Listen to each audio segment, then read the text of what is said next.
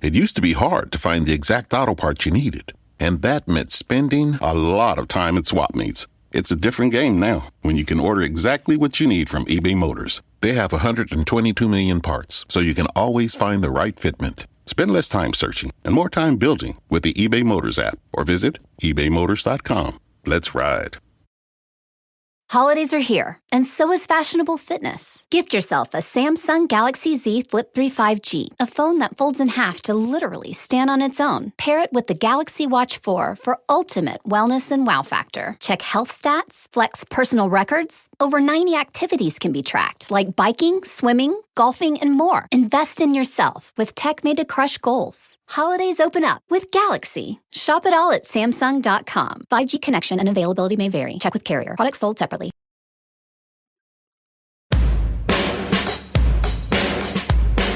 Hey everyone, this is the Almost World Podcast. Bringing to you mind-blowing interviews with guests from all over the world. So settle down, relax, and enjoy the show.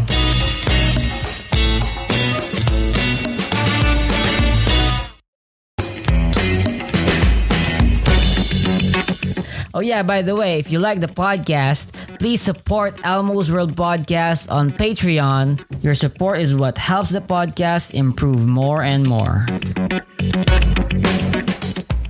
Welcome to Elmo's World Podcast. This is Elmo Odor Jr., your host, and it's awesome to talk to our friend Sharif Abu Laith. Can you introduce yourself, bro? Yeah, well, thank you for inviting me on.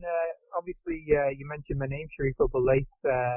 I'm a Muslim. I live in the UK. I engage in various topics and discussions and learning and reading, including topics related to, proof of the existence of the Creator. I've had various debates with various professors in and around the UK.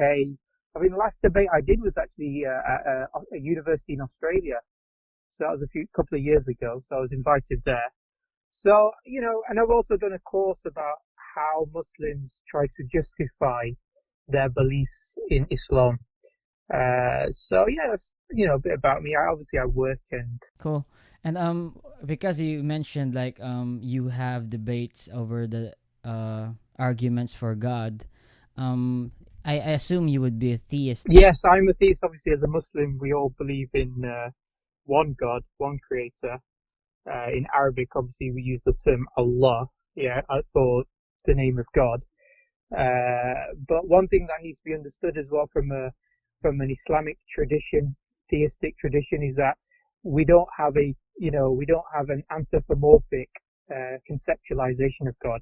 So we don't think of God as a human being or as a Superman or somebody with a white hair, big beard, living on a cloud or anything like that. So we believe in a necessary being, a creator who's singular, who had intentionality in terms of creating the universe that we inhabit in and everything that exists within that universe. And so, did you? I want to know, were you born or raised as a Muslim, or did you convert from a certain age? Yeah, no. So I was born a Muslim. So my family originally are from India.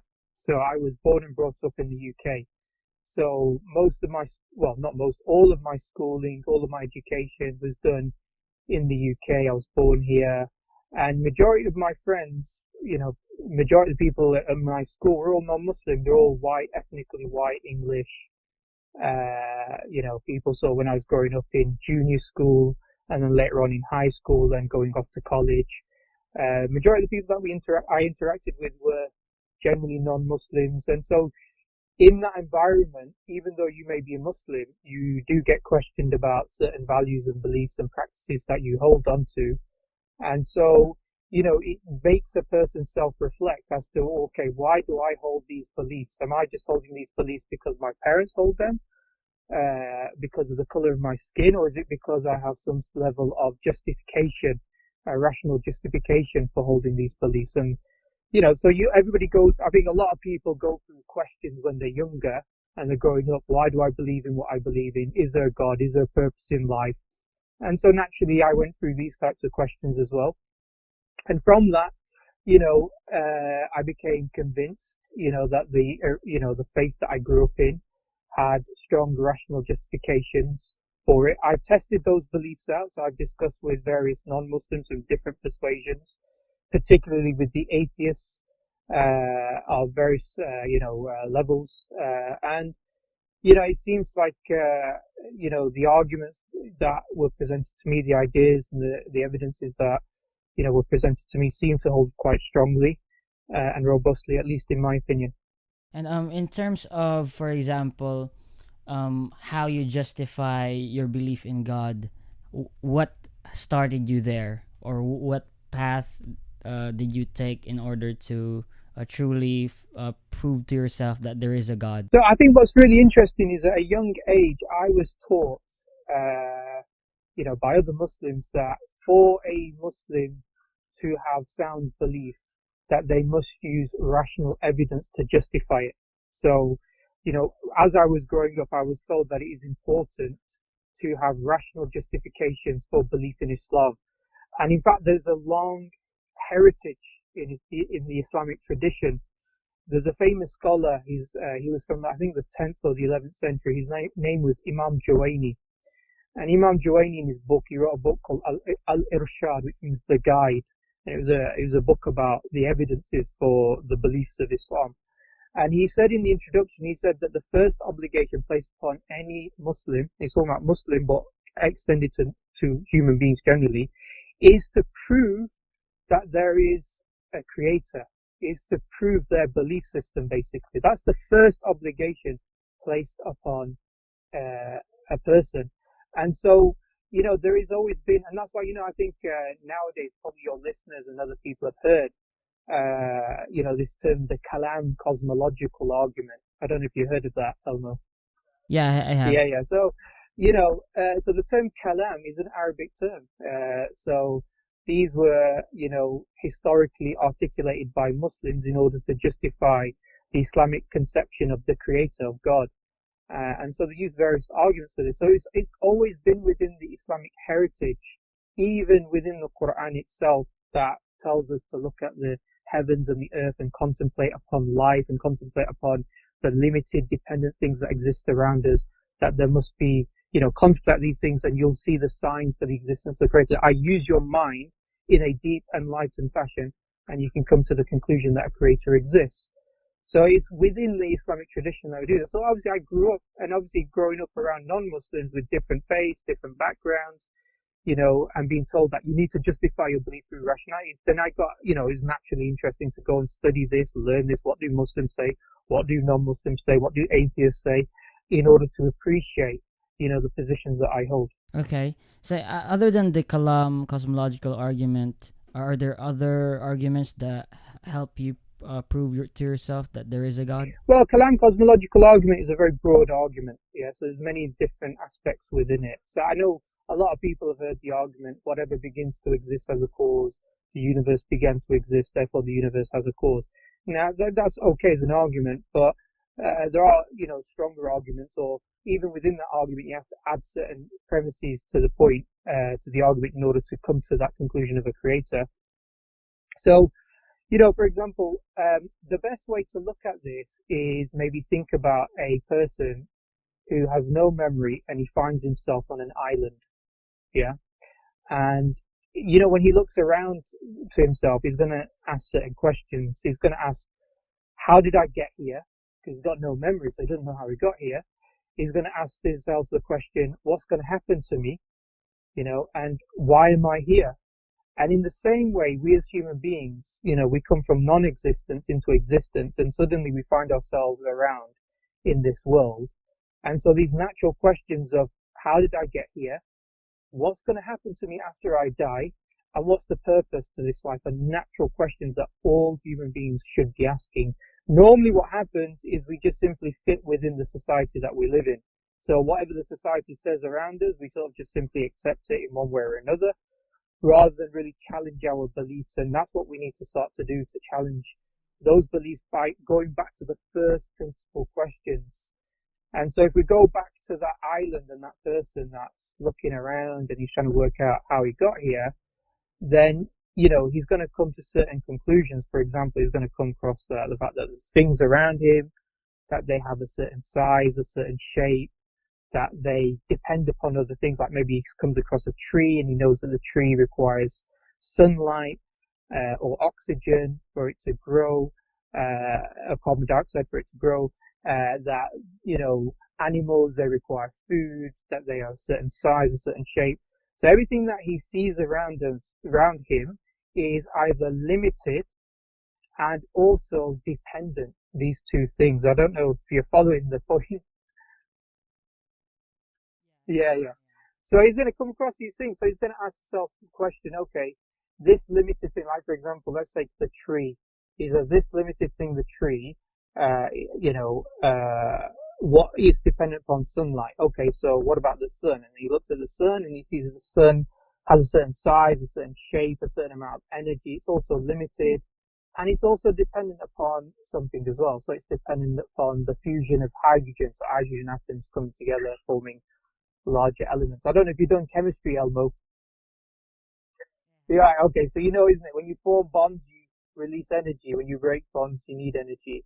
So, you create something like, and so when you look at the gas, like the hydrogen that exists in order to form the fuel, then you see that the hydrogen in stars or in the sun is also limited. There's only a certain amount of it, and it also requires other things for its existence. So maybe another star exploded to create this gas and does distribute it across the universe that then coalesces under the force of gravity. And then, we look at those stars and say, well, they came from other nebulas. And then we look at the nebulas and we start saying that they are limited and they're also dependent. They require something else. And maybe that requires,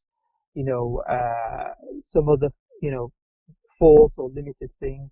And so what you find is that everything that we point to within the universe is limited, has a certain size, certain quantifiability, either a size or a energy or a mass, something that's quantifiable, and also it's dependent. Yeah. So now we've got a situation that in order for a tree to exist, it needs the sunlight, needs the sun, needs fusion of hydrogen, needs nebulas, needs supernovas, those need other nebulas, may need a Big Bang. Big Bang, people may posit the idea of quantum singularity. Some people may talk about superstring theory. Some people may then go further than that and start talking about other things. So everything that they point to is a limited being, and a limited being is also dependent. And so therefore you have this possibility, does this chain of limited dependent beings go back forever, or does it require an unlimited independent being whom we would call God? So those are the possibilities. Maybe some people might even say, oh, well, it could come from nothing. Or maybe some people might turn around and say, it could be cyclical. We live in a cycle. So I don't know what your thoughts are about that.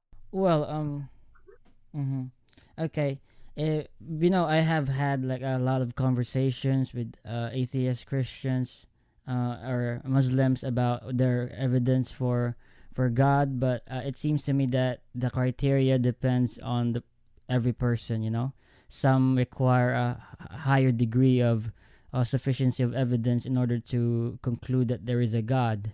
But I think with a big problem that people face is more on theodicy, where how they can explain the problem of evil and an all-loving or omnibenevolent God allowing it. So how would you explain that? Well, I would say firstly is that we have to look at this there's two angles of looking at this question, isn't it? The first angle is, how can you have an all-powerful, all-good God and allow evil in the world to exist? And really that's looking from a top down. That's trying to understand this from the existence of the Creator, and then trying to see whether you can reconcile any contradictions with regards to that. Because they say, oh, it's a contradiction, because if evil exists, it means either God is not all good or he's not all powerful. Now, that's one way. The second way is to say, okay, look, before we even get to the question about the problem of evil, can we come to the conclusion that a necessary being exists? Yeah? And so then we look at from our level going up. Do you see what I mean? So we're looking from what we sense around us of the universe, and we look at the implication of the observed event. Yeah. So that's why I said that when we, there's that person on the island and he's seen the trees and he's seen the animals and he's seen water and sand, and he's noticing that they're all limited, finite, dependent beings or things, then he's going to say, okay, can limited, finite, dependent things depend upon another thing, depend upon another thing, depend upon another thing? Or does it have to be, either they call it initiation, a first cause, or an independent necessary being? And then once you've answered that question, then the next question about, the problem of evil becomes a question that's relatively easy to answer, I would say. Yeah, because what we don't do, see, the problem with this question about God is all good, all powerful, is it just assumes two attributes. God is all good and all powerful. From an Islamic paradigm, we also say that God is he's all merciful, he's all good, he's all powerful, and he's all wise as well. So maybe we don't see the wisdom of a particular event that took place, but it doesn't necessarily mean that it's incorrect. But all of this presupposes that we're starting from the premise that God exists. And we need to come to that conclusion in the first place. That's what I would say. So I think the question then for us is, is it correct to say that a limited thing is dependent? Yeah, if we categorize a limited thing as being necessarily dependent. And if that is the case, then can limited things that are dependent depend upon something else ad infinitum, in an infinite chain? Or does it require a necessary being? Yeah, a being that is independent and therefore unlimited, beyond the concept of limitation, beyond the concept of quantification. Yeah. I don't know what your thoughts on that specific question is, Elmo. Can you have an infinite regress? I don't know if you come across that idea. Probably have. Yeah, I have.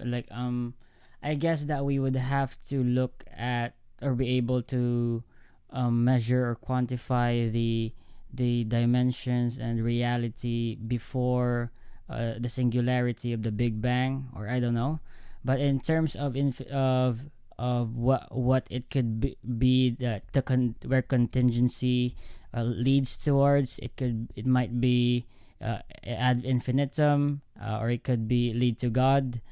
We cannot really prove that right now. So in a way, I would still be on the fence on that in terms of where it ends, But yeah, if you could answer, what do you think is the reconciliation for the problem of evil with God? So we would say two things. One, two things. Firstly, we would say that evil presupposes that good and evil exist as abstract, objective objects. So if we take an event is neither good nor evil. It only becomes good and evil based upon how we judge it, and we judge events based upon the outcomes and based upon whether those outcomes accord to what we see as our purpose in life. Yeah. So if I see that my outcome, if I see my purpose of life is to maximize happiness for me as an individual, then a good action would be that which achieves maximization of happiness. As a Muslim, we see purpose of life is to worship our Creator. So the maximization of what is morally good would therefore be that which accords with our purpose, which is whether we're worshiping God or not. And so events such as tsunamis and these types of things, things which are outside of our control, we don't characterize them as good or evil. We just characterize them as events. The good or the evil is how human beings respond to them. Yeah. So if we respond to it according to our view to the purpose of life, and it's in accordance to that outcome, then we will call it good. I'm saying human beings do this irrespective of whether they're Muslim or non-Muslim. It's how we see our purpose, our viewpoint on life, and how we respond to a particular event. If it's not in accordance to our purpose, we call it evil. If we respond to it in accordance to our purpose, then we call it good. Yeah. So so this idea that all good, all powerful, why does evil exist? That presupposes evil as an abstract, objective entity. And I'm saying that, nobody can really argue that. Yeah, even from an atheistic point of view or materialistic point of view, you can only argue for events. So that's the first one. Second one is, okay, you say, okay, but you believe in God and you believe God is all good. So I say, well, yes. And we also believe that God is all wise as well. And sometimes there may be good reasons for, events that we don't like and some people might categorize as evil to exist. So, it's like, for example, a person has cancer treatment, and in the cancer treatment they may lose their hair, and they at that moment might characterize that as evil. But we know that the treatment is there to save and protect his life. So because he's only got a limited framework at the moment where he loses his hair, he's calling it evil, but in the long term it's actually good. Yeah, so we, from our framework, we can only see things in a very limited way. Whereas obviously the creator understands past, present and future and understands all things, in terms of human actions, events within the universe, etc. And so there may be good reasons for evil to exist, but we cannot work it out. Yeah. So because we just got a limited perspective on things. And the third argument I would use is the argument that in order for evil to exist, if evil did not exist, it would preclude the possibility of free will. And so we believe that human beings have free will. And in order to have free will, you need to choose or be able to choose to perform evil, and act according to that in order for you to be characterized as a free-willing agent within society, within the world. Yeah. Don't know if that's convincing to you or. Well, I find those relatively satisfactory, but the problem I would see is that would those arguments fit within the Islamic theology which you hold now? These arguments actually originally stem from the Islamic theology. The arguments addressing the problem of evil. I mean, the problem of evil is really it's a problem when you assume good and bad or good and evil are abstract, objective entities that exist, or not abstract, but exist within the world. That's the problem. So when you start to say, okay, we look at an action and we can say it is good. We look at an event and we can say it's evil. Yeah. Like, for example, if we turn around and we talk about an earthquake, people won't like earthquakes, but can we call an earthquake evil? Yeah. So if there was no human beings, like before human beings existed on Earth, and there was earthquakes and meteorites, would we call that evil? We wouldn't call it evil. We just call these events.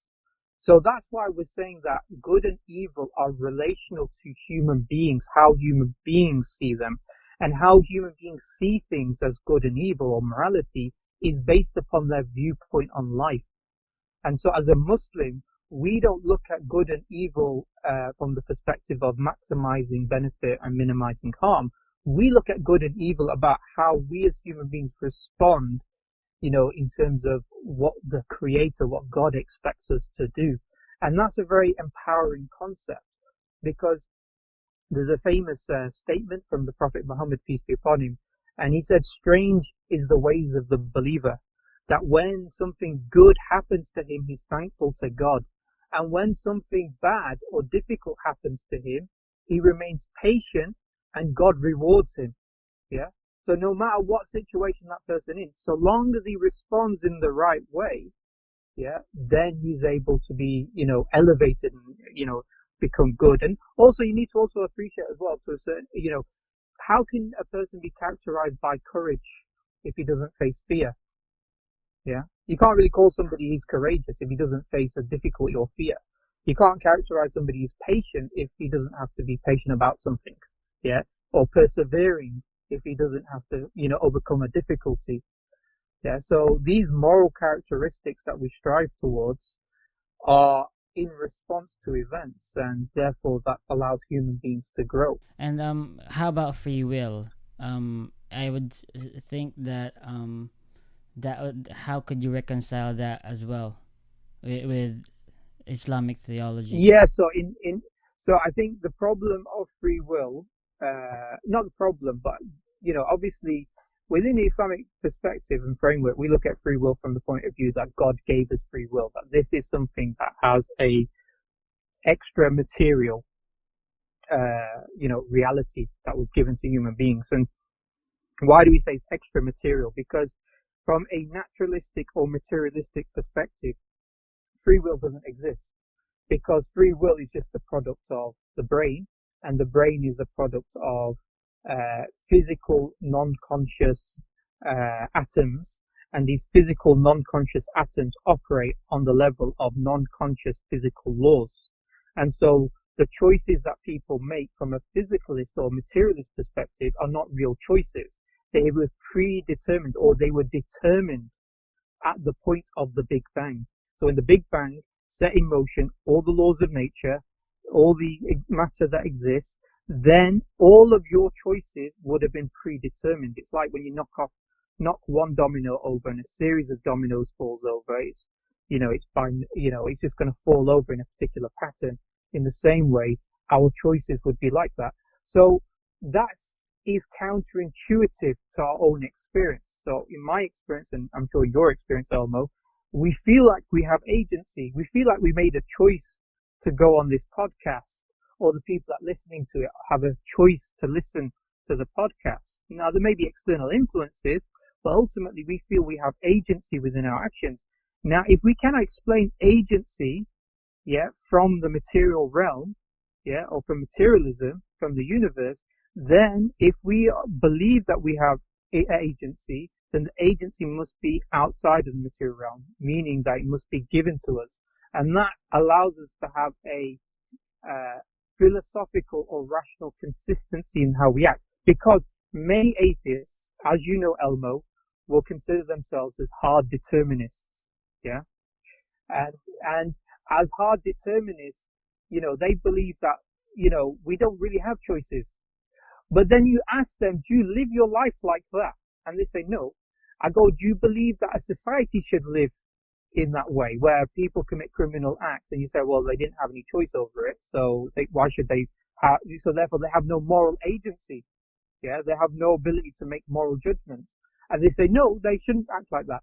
So there's an inconsistency, with this idea that from a materialistic perspective, you deny free will, but in the practical day-to-day matters of life, you believe in free will. You act that free will exists because intuitively you accept it exists. You make choices. So, there's a problem on that level, and therefore the solution to that problem, to be consistent, is the belief that there is something outside of matter that gave us something called free will. And therefore we allowed us to make. Okay. So it seems that you're taking the free will from a dualistic point of view, I guess. Well, if you want to use the word dualism, matter, spirit, term, the brain, is more than just, or the mind is more than just material, that's fine. But I think the issue is it's not really necessarily about the mechanism of how free will comes about. Because maybe we'll know, maybe we won't know. But the issue is about the fact that materialism cannot explain. We've got two options to explain free will. Either it's explained by materialism, or it's explained by something that's immaterial. If we can say that materialism cannot account for free will, then therefore it must be an immaterial, reality, or a necessary being that's beyond the limitations of the universe, that's beyond limitations and dependency, that gave us free will. So we're pushed into that direction. So we're now, consistent in our worldview. We believe that we have free will. We believe that the agency of free will came to us outside of the universe, outside the material realm, and we can act in that way as well. So we're not acting contrary to our beliefs as some atheists do, who are hard determinists. Okay, Sharif, I think that you're very intelligent, but and I want to know, because you're also a Muslim, what is your view on evolution? So from an Islamic perspective, we don't really address evolution, because evolution is a scientific discussion. So it's within the realms of the scientific discourse. Where Muslims would have problems in terms of accepting the scientific discussion is in the context of human evolution. Did humans evolve from lower life forms? In particular, what we believe is the first human being, who is Adam, peace be upon him, who is also a prophet. So from an Islamic point of view, we say no. Adam did not have any prior human or prior demi-human or semi-human parents, yeah, but rather he was created, and that this form of creation was a miraculous act. So it's something that is not explained within the material realm. So we're not looking for a materialistic explanation for Adam alayhi salam, for Adam to be created. Yeah, so that's how we see it. Now, some people might say, oh, hold on, but evolution is absolute fact. But as we know, science doesn't deal with facts. It deals with, it's an inductive process, which means that it leads to probable conclusions. And so even the most established, theories in science, like Newtonian theory around gravity, yeah, it was considered absolutely established until Einstein came up with a different theory about gravity. And so,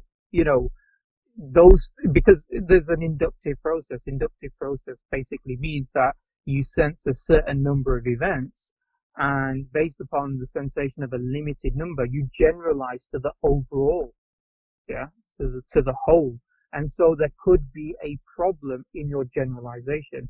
So in the same way, when we talk about a scientific theory like evolution or even human evolution, nobody can say it's definitive. Now, for us as Muslims, we say, okay, but in the Quran, we believe the Quran is definitively from the Creator, from God, and God was the one that knows the universe and how it was created, and He's informed us about this particular aspect about human beings and about Adam alayhi salam.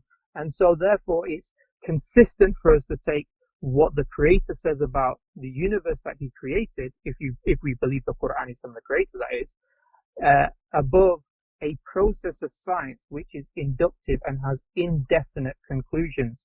Now, saying that outside of human beings, there is no discussion within the Quran, so we don't believe necessarily, there's nothing within Islam that says that the earth is 6,000 years old. We don't believe that.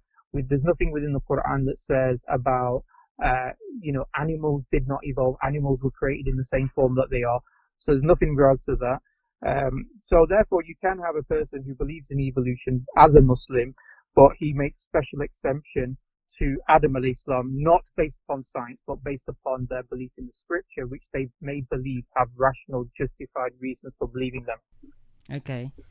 To be honest, I've never known that this was the case in terms of how Muslims view the emergence of man. But okay. But I guess that you would disqualify all that man, Homo sapiens came from other evolved primates. Yeah, so there is question marks with regards to that. I think from historically, when I was growing up, we had this picture of an ape-like creature who starts to stand more and more upright, and then you've got these Neanderthals and these, other hominid species in a line, and this line goes up to the Homo sapien, which is us today. And that was how I was taught evolution when I was a kid. And now what's happened is they say, oh, that's actually not how evolution works. Because I was taught that was a fact, yeah, that you had Neanderthals that came before Homo sapiens. Homo sapiens evolved from Neanderthals, who may have evolved from another, etc. Now they talk about the web of hominids. Yeah, that there were different branches. So you had the Neanderthals as a separate species, and the Homo sapiens as a separate species, and the Homo sapiens did not evolve from the Neanderthals, but they had divergence within that, and then you had the Denisovians as well. So now they talk about this, and then recently people started to actually we are finding that Homo sapiens have, who are outside of the African continent. Have 4% also Neanderthal DNA. So all that suggests, even if it's good science, I'm not saying it's bad science, but even if it's good science, all that suggests is that the conclusion is never going to be definitive. Yeah. So for us as Muslims, we're saying, okay, we've got a statement within the Quran which we believe is definitive. And we believe we have good reasons to believe that it's from the Creator. We believe we have good reasons that a Creator exists. And therefore, if we believe in this, and we've got a definitive statement over a theory that is maybe well established, but is indefinite in its conclusions, then we would take the statement within the Quran over a particular aspect within theory. And, it's not, people, like I said, they get really, some atheists anyway, they get very upset by this approach, and they're like, oh, you're science deniers and things like this. But I think the problem is that they put science on such a pedestal that they over exaggerate its effect. Look, I work within the pharmacy profession, yeah. We give out things like aspirin 75 milligrams. Aspirin 75 milligrams is to thin out the blood. For decades and decades, there's been thousands upon thousands of research papers and meta-studies that looked at tens of thousands of patients that said that this is a beneficial treatment to stop, heart disease and atherosclerosis and potential strokes and things like that. Tens of thousands. In a recent paper where they did even more of a larger study, they actually found that the harms outweigh the benefits now. Yeah. So just up until like last year, it was considered the most thoroughly established research about aspirin and its benefits in, preventing strokes and things like this. Yeah.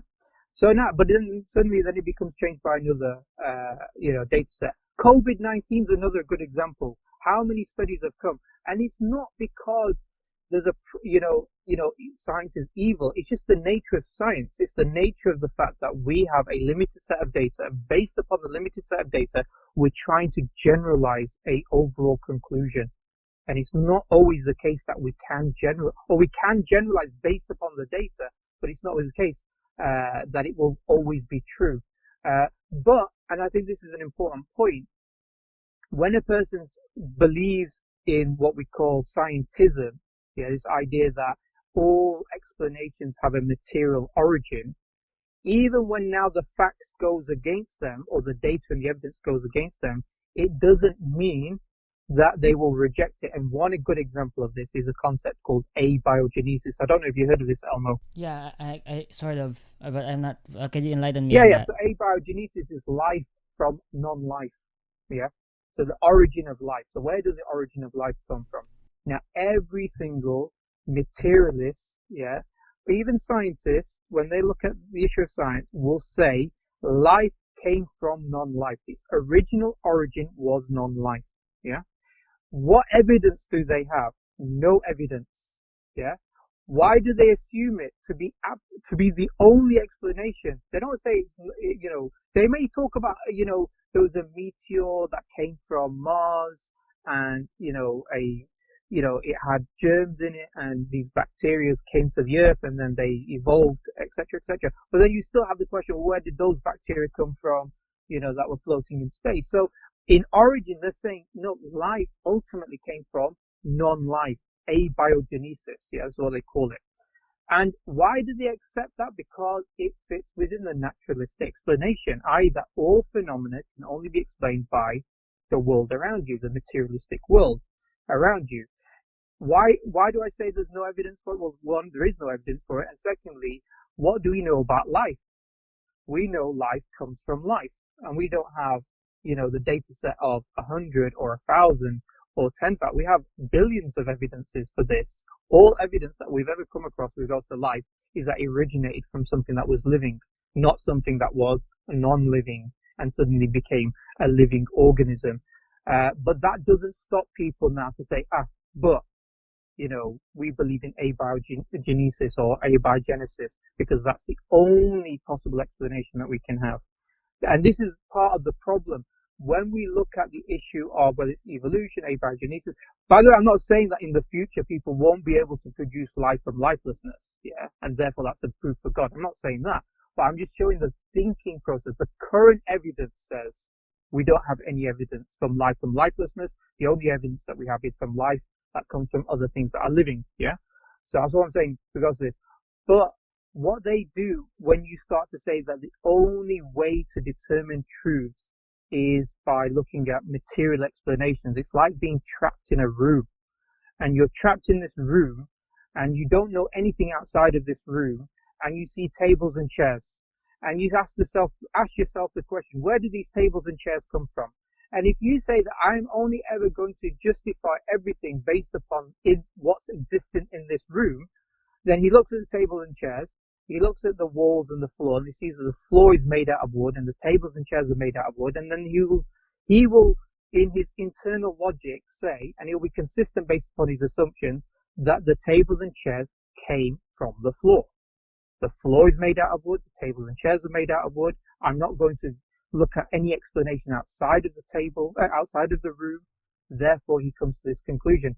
So in the same way, what you find is a lot of people, when they look at, the world and universe from a materialistic lens, it's like they're trapped in the world, or trapped in the material realm, and they're trying to explain everything from that. And so from that premise, they then create maybe even a logically consistent argument. But the logical consistent argument is built upon the assumption, and until you start to break that assumption down or open up take away, open that door to that room that you're trapped in and start to see actually there's a world outside, or there's a possibility of an explanation that's outside of the room, then you're always going to be looking at within the universe.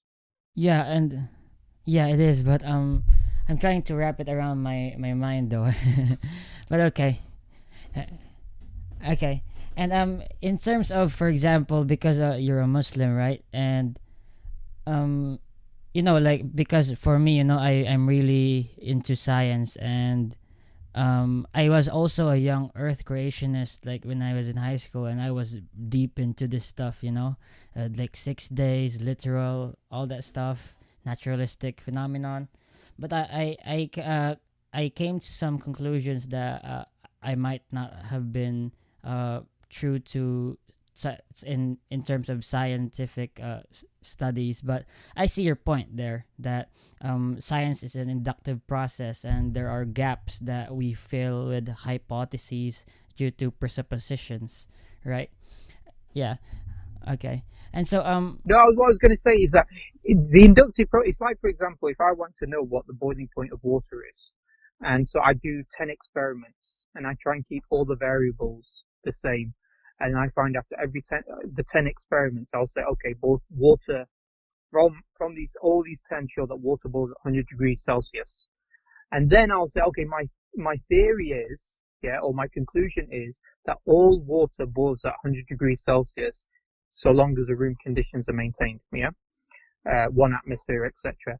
So we make these generalizations based upon 5 observations, or even 1,000 observations, or 1,000,000 observations, but we're still only limited because we've never sensed all of water.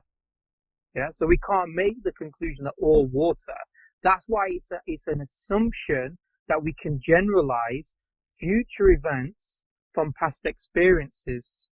That's an assumption that we are doing within science. In the same way, we're also assuming causal relationships.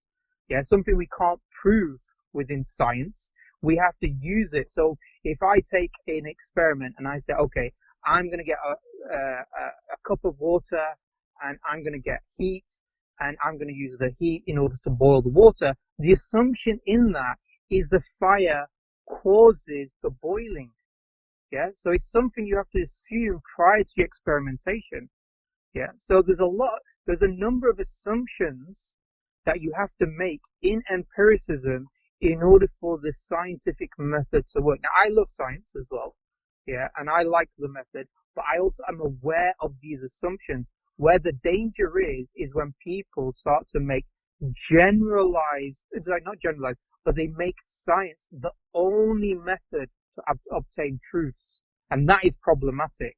Then you start to see assumptions that cannot be proven. You start to see inconsistency in thinking, where they cannot affirm free will, but at the same time they operate according to their lives that free will exists. So there's a lot of problems. Or consciousness, can it be explained through materialism or not, or abiogenesis, that it's assumed to be true even though there's no evidence. Then there's a lot of problems with regards to using empiricism as the only method. So I like to use empiricism, I like to use evidence, but I don't see it as the only method. I see it as sitting under a rational method. Mm-hmm. But to be honest, like, I think that where you come from here is that man did not emerge from an evolutionary process from abiogenesis, because of a revelation and doctrines that rely on this revelation, right? So okay, so in terms of that, in a way that you would have to qualify your revelation in order for it to be an authority on. Okay, so can we talk more about that? Yeah, we can do. That's not a problem. The only thing that I would say is that in this process of discussing, for example, that guy on the island I mentioned at the beginning, and he looks at the universe and he thinks he looks at the things around him, sees them limited, finite, dependent, and he asks the question, well, can limited, finite, dependent go on forever? And he says no. And the reason why he says no is because he says an infinite regress is an impossibility, because it affirms either an actual infinite, i.e. an infinite sum of finite things, which leads to a mathematical contradiction when it's applied to reality, and also it leads to the problem that this event, if it is dependent upon an infinite number of events, we'll never get to this event because we have to traverse infinity, and a causal series that is infinite, which requires a prior cause, means that nothing within that causal series would exist. So all of these various arguments would discount, as an example, and there's other arguments for belief in God, which is one of them, but this would discount an infinite regress, i.e. limited things depend upon other limited things ad infinitum, whether in a cycle or whether in a linear chain, yeah? So therefore we would need an independent, unlimited creator. So this guy on the island is now thinking, okay, how did I get here on this island? Ultimately, yeah, or in this life, if we want to talk about life, ultimately, it was an independent, unlimited creator who created us, yeah, i.e. a necessary being. So not limited and therefore dependent, but unlimited, therefore independent. So then you say, oh, why was I created? Yeah, I still don't know why. Yeah, what's going to happen to me after I die? You know, and what you also find within human beings as well is this desire, this innate nature of wanting to worship, yeah, wanting to reach out. I think even atheists, anthropologists, and even atheists generally would acknowledge that human beings have a desire to want to worship. You know, all civilizations across all times and all cultures have had some form of deity or some sort of religious, belief systems. Even the ones which were communist, like for example, communist Russia, they would do acts that resembled religious acts. Like they preserved the body of Lenin, and they would go and visit the body of Lenin, which was enclosed in a glass case, and they would go around it out of respect. Now, we would say this is veneration, yeah. Similarly, people, they have these lucky charms, yeah. So, they think like at work today, somebody turned around and said, oh, touch wood, we've not had COVID-19 here. And then she goes, I need to find wood to touch. I don't know if you heard of this saying, touch wood. You do that. So in England, it's a big thing as well. So she goes, oh, touch wood that we have not. And then she had to look for something to touch. Now, she's not particularly religious herself, but it's that manifestation. So what we then say is, okay, if as a human being, I believe creator exists, and that ultimately, maybe the mechanism might not be necessarily known, but ultimately the creator created the universe and life, etc., whether that's through evolution or whatever process, ultimately there is within human beings an aspect that we have been created with this desire to want to worship. So that's one thing regards to this. So how do I fulfill this? I know a creator exists now because things are limited, finite, dependent, and they cannot coexist on its own. They require an unlimited, independent creator. How do I now want to sanctify this creator? So I can't communicate with the creator. I need some sort of communication from the creator. The second thing that a person would look at is thinks, hold on, I want to be a morally good person. Yeah. You and I, isn't it, Elmo? We want to be morally good people, don't we?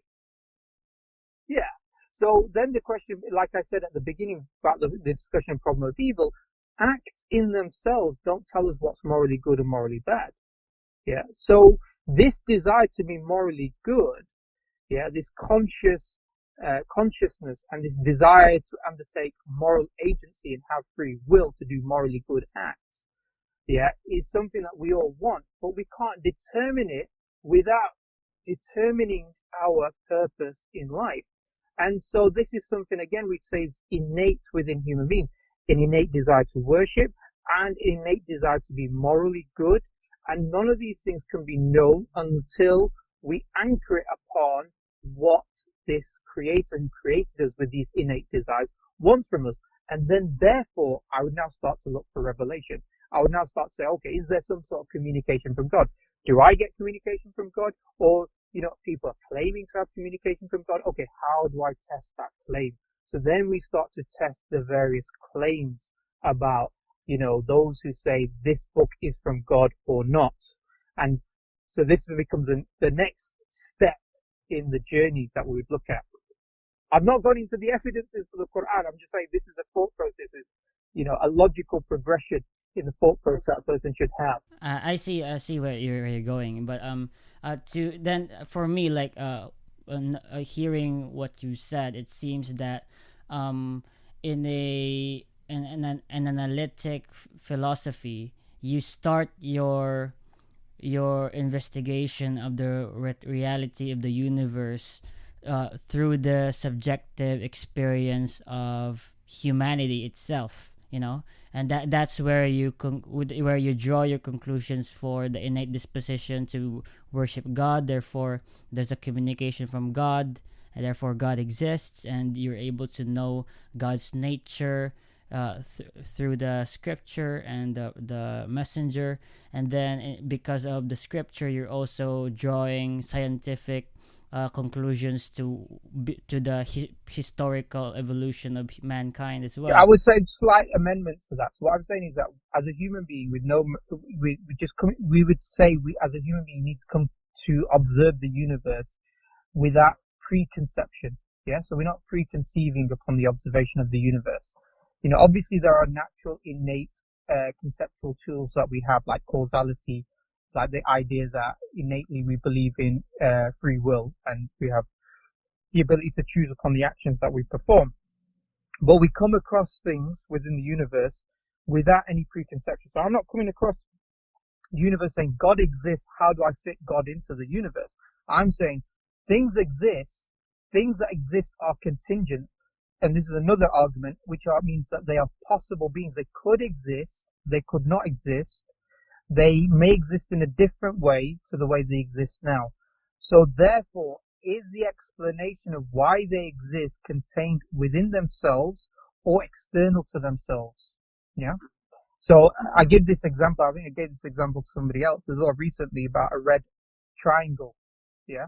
So I know from the fact that there is a red triangle that somebody's determined it to be red.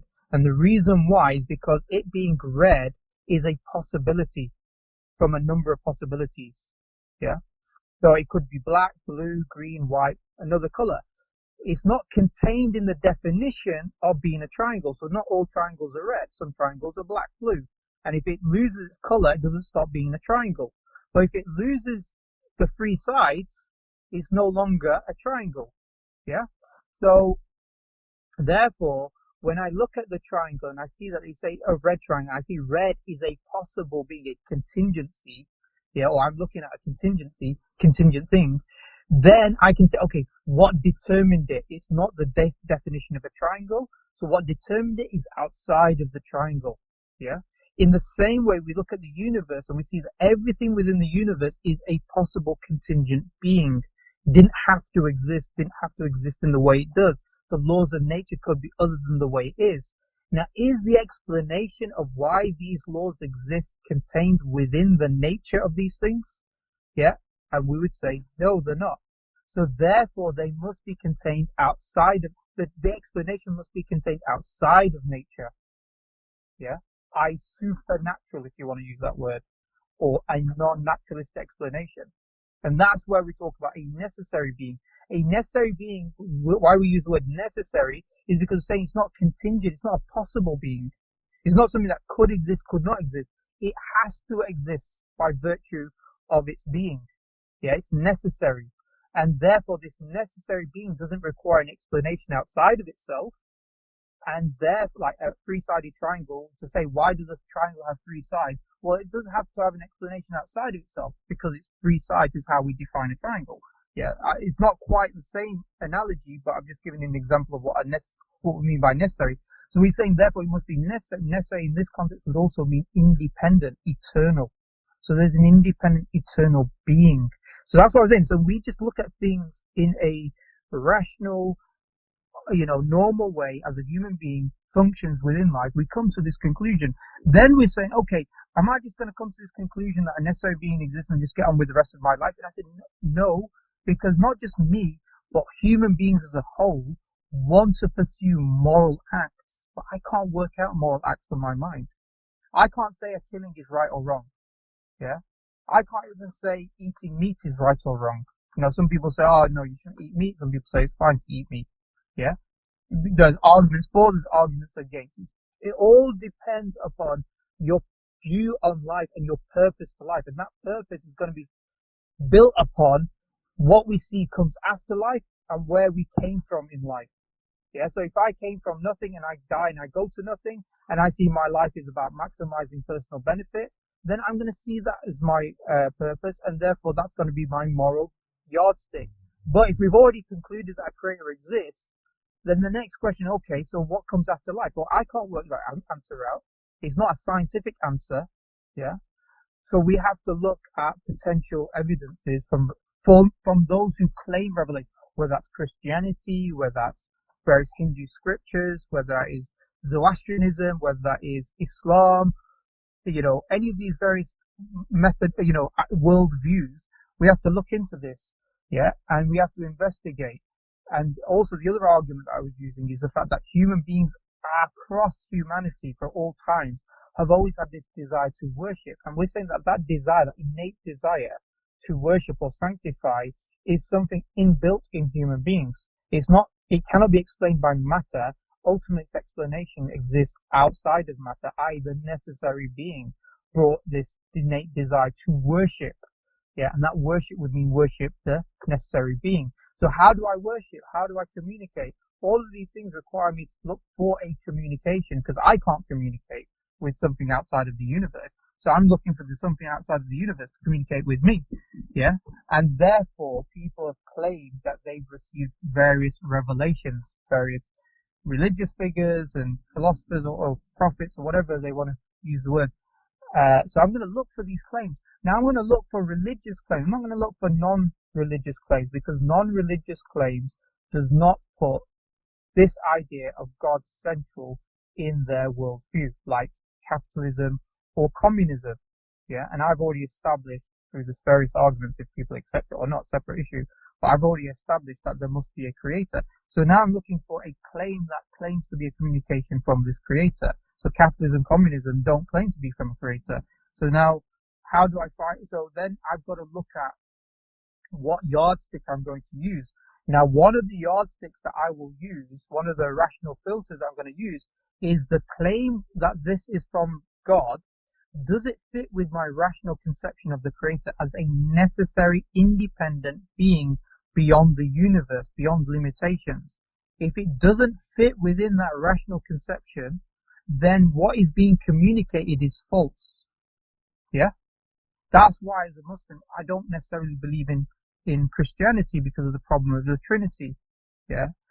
Because I believe that conflicts with this rational conception of this human being who comes with no preconceived biases, looks at the universe, comes to the conclusion that a creator exists, and so therefore looks for a communication. The communication, if somebody says that God, is 10 beings, then I would say, oh, there are 10 gods and 10 necessary beings. And so no, there's a problem with that. Or if somebody says God is a human being that lives on a cloud, I would say, oh, there's a problem with that, yeah, from a rational conceptual perspective. So I'm looking now for a communicated revelation that fits within this rational conception. Then we find Quran and Islam and the claim about Islam being from God. And so I investigate it, and I see that actually its conception of God is same with the rational conception that I come to. And also, so that now it doesn't necessarily mean it's true, it just means that it requires further investigation. Then I say, okay, how do I determine whether this communication from this particular person, Prophet Muhammad, peace be upon him, is actually from the Creator or not. Yeah. So then I'm start to look at that. So I've spoke a lot, and I don't want to speak too much. So I don't know if you want to interject. Nah, it's okay. I love you listening to you, bro. And and then I want to ask like one last question because we've been almost an hour now, and because you've learned so much from from there's a necessary being that where the existence of the contingent universe depends on, and that he must have communicated to the world, right? And so I want you to explain to the listeners as to why the Quran is the right message, and what advice you would give them if they were interested in learning. So it's a massive topic talking about what the evidence is for the Quran or Islam, yeah. But generally, what I would say is this: is that I'm just talking from a Muslim perspective, and people can investigate it afterwards if they want to as well. We say that every prophet or every person who claims to have communication from God needs to have a testable evidence, so something that they can test. Now, that evidence that is from a creator, a necessary being, means that he has to bring something that no human being can produce. Yeah, has no naturalistic explanation for it. Yeah. So if somebody comes and he says, I can fly, and then he gets in a plane and he flies, well, that's not a non-naturalistic explanation. I can explain that within physical laws, yeah, and he's just utilizing physical laws in order to do that. So I would discount that. So it has to be a non-naturalistic or beyond human productive capacity, what he brings as evidence. So we talk about how, in the Quran it mentions about Jesus, Isa alayhi salam, or Jesus, peace be upon him, how he was able to bring people back from the dead. So we say this is a beyond human productive capacity, certainly for that time, to bring a person who was dead back to life. So therefore, the only possibility is that God gave Jesus that capability to do that. In the same way we talk about Moses and the staff that turned into a snake, and so an inanimate object became an animate object, in fact a snake, we say that's beyond human productive capacity. And he was tested with regard to this claim as well, according to the Quranic and I think also the biblical narrative. Now the problem with those tests or those evidences is that it's a time and place specific. So it's the test for the observation of that, what we would term in Arabic mu'jiza, which means inimitable act beyond human productive capacity. That test was open to those people who are witnessing it, and you could test it. Yeah. So we can't use that now as evidence for us today. So in the Quran, we believe that when the Prophet Muhammad, peace be upon him, came, he brought down a book, a Quran, and at the time of revelation of the Quran, the people were in, they were highly expert, highly involved in forms of poetry and prose and song and, highly stylized rhythmical language. Yeah. And so when the Quran was revealed to these people who have very high knowledge in terms of Arabic language, it challenged them to produce 3 sentences like the Quran. Yeah. So he's saying that, look, if you don't believe it's within, so if you don't believe this is from the Creator, then it should be within the productive human capacity. Yeah. And you can bring as many experts and as many people in order to test this claim. Yeah. And so, this is the evidence, one of the evidence that we use. Other evidences that we use is that within the Quran there are various prophecies which are specific, so they're not general and vague. There are also various aspects within the prophecies of Prophet Muhammad, peace be upon him, in the narrations, what we call hadith, which again, we see come to pass. For example, just one example of this was the prophecy about how the Bedouin Arabs will compete in building tall buildings. I don't know if you heard this, Elmo. The Bedouin Arabs, yeah. So yeah, the tallest buildings will have been actually in Saudi Arabia, right? Dubai, Saudi Arabia, they're also Dubai, in Qatar as well. Yeah, and you know what's interesting, because some people say, oh yeah, but Muslims are just trying to do this self-fulfilling prophecy, yeah. But the point being is that the Prophet Muhammad peace be upon him, he said these are the bare naked Arabs. Yeah, it means that the uneducated, illiterate, yeah, Arabs who have, you know, little education and knowledge, and they start competing in tall buildings. And we know that the people, the leaderships of these countries, Saudi Arabia, Qatar, and UAE, and things like that, they are from the Bedouin tribes. So it's not something you aspire to. You don't want to be considered the ignorant Arab, yeah, who compete on over building tall buildings, yeah. So you'd want to stay away from that particular type of prophecy, you know, or being ascribed to yourself about that. So it's a criticism of these people who do that, and it's causing. That's just one example, but there's many other examples. But the main aspect is in this literary miracle of the Quran, that the Quran is beyond human productive capacity. That's a massive topic because that goes into a discussion about literature and what it means to produce literary excellent writings within the Arabic language. It's a science in Islam. It's not even Islam, amongst the Arabs. So even before Islam, it's called ilm al-balagha, which means the science of rhetoric, and it's subdivided into three further subfields related to predicate or meaning, style, so like the forms of literal, metaphorical, metonym, forms of speech, and also embellishment of words, what's known as ilm al-badi. So you have this aspect, then you have also the aspect which is related to the genre, the musicality of the language, yeah.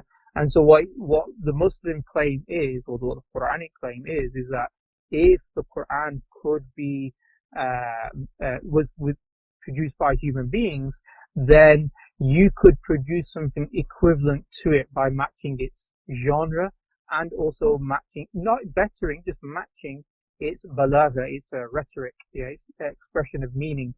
And you know, there are over 6,000 verses in the Quran, and so it's not like a small book, it's quite a big book. And so every single verse, if you could find even one potential change in that word, or even the grammatical indicator, to change the grammatical indication of a particular noun, as an example, if you could do that, then you would render the whole Quran as being from human beings. Yeah, if you could change it and either make it equivalent or demonstrate its weakness, yeah, in its language. It's like, for example, me and you, Elmo. I'm speaking to you, yeah, and as a speech, you know, isn't it, and I know that the way we speak and the way we write is completely different. Yeah. So when I speak, if I was to write down how I speak, it would be full of grammatical errors. Yeah. So it's true, isn't it? Because we make that. We have to go and revise and re-edit if we're even any written speech. Now, when the Prophet Muhammad peace be upon him is giving this claim that this Quran to the Arabs, who are the best in the Arabic language, giving this claim that this is from God, he was responding to events and reciting verses as they were being revealed to these events. Yeah. So maybe some people asking him questions and he was reciting verses.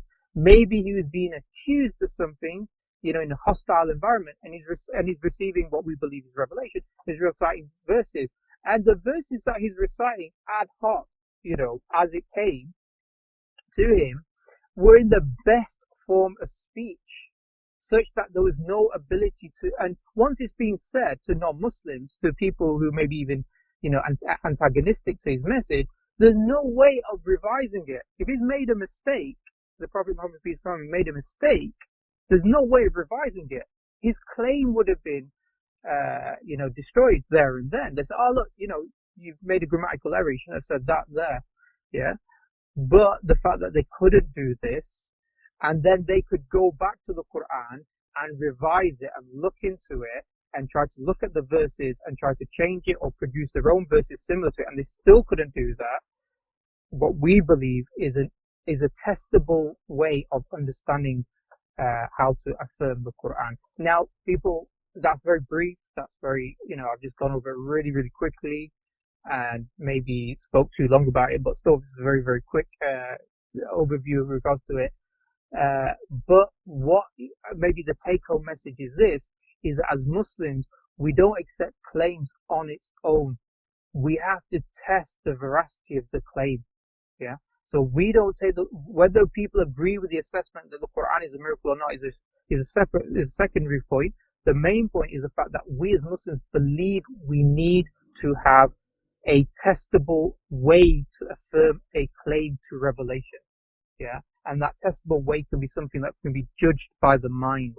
Yeah, and I want to add that one last question, because that was really interesting what you just told me about Islam and the Quran, and I want to ask, because you're a devout Muslim and that you lived your life mostly as a Muslim and serving Allah, in what way has it, or the Islamic experience of worshiping God help you, or what kind of experience is it to be in eternal submission to God? So it's a good question, and obviously I live within an environment which doesn't necessarily reflect all of the values that I believe in. So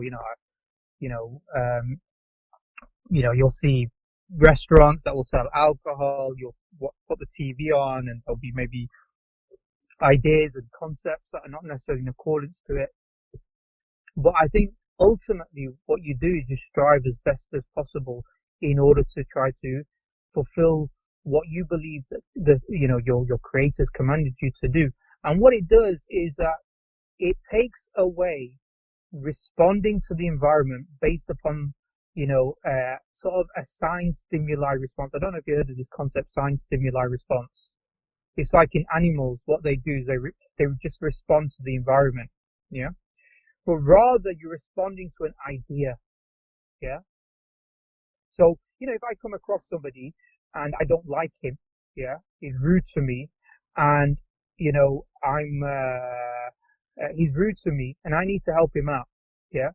How do I respond? Do I respond because he was rude to me? I say forget him, or do I respond at a higher level value system? And is that value system that I believe that I'm responding to, is it built upon a rational, justified belief set? Yeah, and that's what it means to follow what I believe it means to follow Islam regards that. And the other aspect of this is that it gives what we call sakina, tranquility.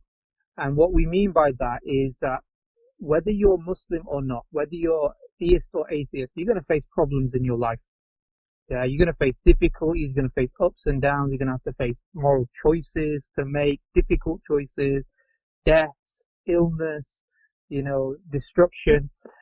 Where is your psychological anchors that things, the universe is not a bad place to be, that life and the difficulties that you face, there's going to be an ultimate justice for this. There's an ultimate mercy for all of this.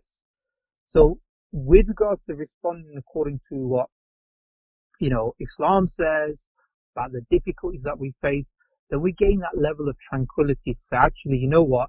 We may be facing a difficulty now, but in the long term, what we believe in after this life, there is a greater good for us to face these difficulties. And then that gives us a very, what's the word? It gives us a stability to carry on even in the difficulties that we face. And it's sometimes a stability that we don't necessarily see, in a secular world. That's why, like I said, I work in the pharmacy profession, and guess what the most prescribed drug is, Elmo? What? Go on, guess. What is? Guess what's the most prescribed medicine that we give out?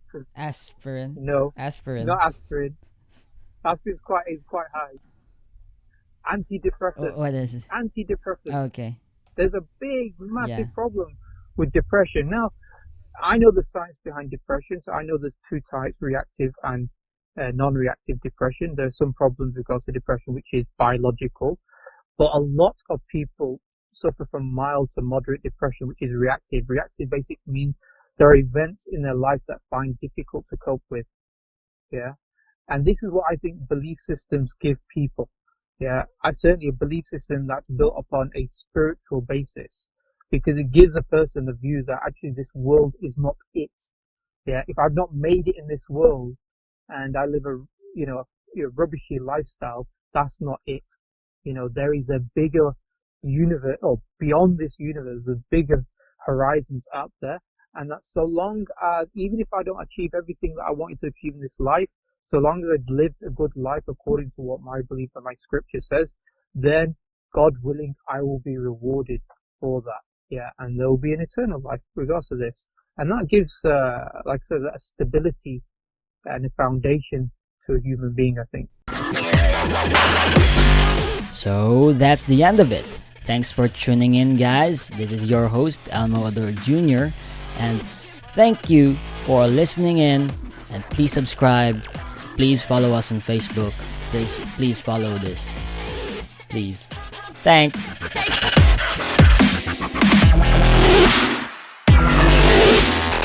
It takes a lot of ingredients to fix or build a car, like cooking, but without the frozen dinner easy way out. eBay Motors has 122 million parts. It's always the right fitment, so you can follow any recipe to a T. Whether it's a vintage Italian coupe that's classic like grandma's meatballs, or a German luxury car that's as complicated as Oma's rouladen, to cook up something great in the garage, use the eBay Motors app or visit ebaymotors.com. Let's ride. Holidays are here, and so is fashionable fitness. Gift yourself a Samsung Galaxy Z Flip 3 5G, a phone that folds in half to literally stand on its own. Pair it with the Galaxy Watch 4 for ultimate wellness and wow factor. Check health stats, flex personal records. Over 90 activities can be tracked, like biking, swimming, golfing, and more. Invest in yourself with tech made to crush goals. Holidays open up with Galaxy. Shop it all at Samsung.com. 5G connection and availability may vary. Check with carrier. Products sold separately.